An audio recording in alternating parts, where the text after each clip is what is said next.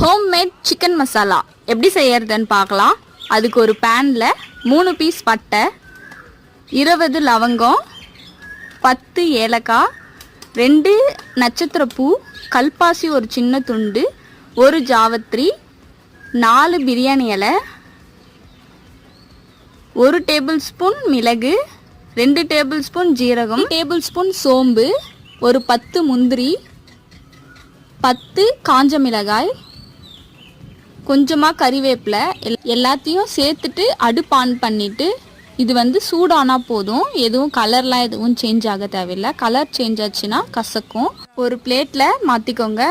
அதே பேனில் 1/2 கப் அளவுக்கு தனியா சேர்த்துட்டு அதுவும் நல்லா சூடானதுக்கப்புறமா அதே பிளேட்லேயே சேர்த்துட்டு ஆற வச்சு மிக்சர் ஜாரில் அரைச்சிக்கோங்க. மறுபடியும் ஆற வச்சுட்டு 3 மாதத்துலேருந்து 6 மாதம் வரைக்கும் ஸ்டோர் பண்ணி வச்சுருக்கலாம்.